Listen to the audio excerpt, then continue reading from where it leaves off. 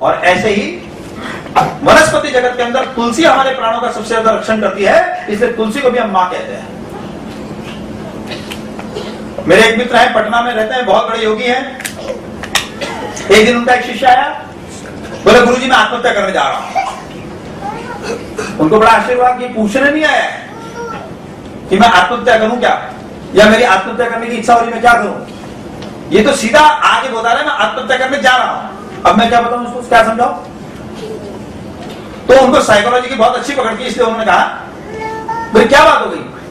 पहले पूछा एकदम, बोले गुरुजी ये दुनिया जो है इसमें पैसा ही भगवान है, इसमें पैसे ही माँ बाप है, पैसा ही भाई बहन है, पैसा ही मित्र है, पैसे ही रिश्तेदार है, ऐसी दुनिया में मुझे नहीं रहना है, इसलिए मैं आत्महत्या कर रहा हूं। उन्होंने कहा तू कह रहा है वो बात तो बिल्कुल सही है, मगर एक ध्यान रखना, आत्महत्या करने के पहले तेरे मन में जो कुछ है वो तुलसी को घर में जाकर तुलसी माता को सुना देना, उसके बाद आत्महत्या करना। बोले उससे क्या होगा। बोले तुलसी माता को सुना करके फिर आत्महत्या करेगा ना तो तू भूत बन के भटकेगा नहीं, और अगर बिना तुलसी माता को कुछ बताया और आत्महत्या कर ली तो भूत बन के भटकता रहेगा। तो ठीक है मुझे भूत नहीं बनना है। 8-10 दिन के बाद वापस आया, गुरुजी ने पूछा क्या भैया रिटर्न टिकट लेके गया था। बोले गुरुजी मजाक की बात नहीं, कुछ सीरियस प्रॉब्लम है। बोला आत्महत्या से भी सीरियस। मेरे गुरुजी देखिए ऐसा है, मेरे मन में कुछ प्रश्न है। जिस दिन आपने मुझे कहा, मैं गया तुलसी माता के सामने बैठा, आधे घंटा पौना घंटा, मुझे पता नहीं कितनी देर तक मैं बैठा था, लेकिन मैं बैठे बैठे अपने मन की बात कहता गया, रोता गया। जिस तुलसी माता के सामने मैं 8-10 दिन पहले बैठ के रो रहा था, आज जब मैं सुबह गया वहां तुलसी माता के पास तो देखा तुलसी माता खत्म हो चुकी है। ऐसा क्यों हुआ। तब उन्होंने कहा कि तू उस दिन जब आया था मेरे पास तो इतने ज्यादा नेगेटिव एनर्जी से भरा हुआ था कि उस दिन मैं तुझे कुछ भी समझाता तो कुछ भी फायदा नहीं होता, क्योंकि तू निश्चय करके आया था कि मुझे आत्महत्या करनी है। तेरे मन में प्रश्न नहीं था, प्रश्न होता तो मैं तुझे समझाता। जब तक मन में प्रश्न नहीं हो तब तक समझा के कुछ फायदा नहीं। इसलिए मैंने तुझे तुलसी माता के सामने भेजा। तुलसी माता ने क्या किया कि तेरी पूरी नेगेटिव एनर्जी जो थी वो उसको अपने अंदर खींच लिया। अरे भैया यहां मत बोलो। तुलसी माता ने क्या किया कि पूरी जो तेरी नेगेटिव एनर्जी थी उसको अपने अंदर एब्जॉर्ब कर लिया, अपने अंदर खींच लिया। लेकिन क्योंकि तुलसी माता छोटी सी थी, सहन नहीं कर सकी, इसलिए वो खत्म हो गया। तो जो दूसरे के प्राणों की रक्षा के लिए अपने प्राणों की बाजी लगा देती है उसे मां कहते हैं, इसीलिए तुलसी को भी मां कहा जाता है। नहीं तो इतने बड़े बड़े वृक्ष है, इतने सुंदर सुंदर वृक्ष हैं, इतने फूलदार, उनमें से किसी को मां बना लेते कि तुलसी माता को मां बोलने क्या लेते।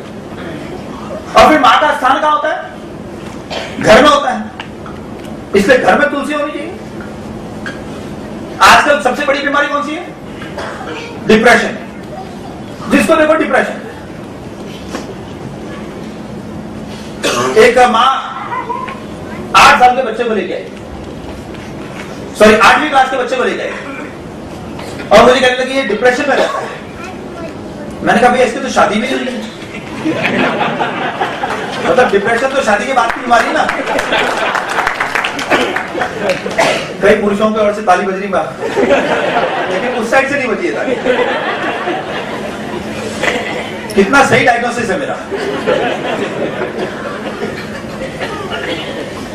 तो मैंने कहा इसकी तो ये कोई उम्र है डिप्रेशन की, बोले बहुत डिप्रेशन में रहता है। डिप्रेशन ना आए या डिप्रेशन जैसे आए वैसे हम घर में जाए, तुलसी माता के सामने बैठे, अपने पीड़ा को उसके सामने व्यक्त कर दे। तुलसी माता हमारा जो नेगेटिव एनर्जी है, जो हमारा डिप्रेशन, उसको अपने अंदर खींच लेगी। ये डिप्रेशन जब निकलता नहीं और इकट्ठा होते जाता है, इकट्ठा होता जाता है, इकट्ठा होता जाता है, तो एक दिन इतना गहरा हो जाता है कि आदमी आत्महत्या करने का विचार करने लगता है।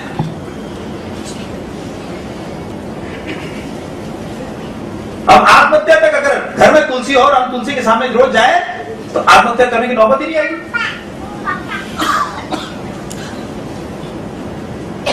इसलिए घर में तुलसी होनी चाहिए।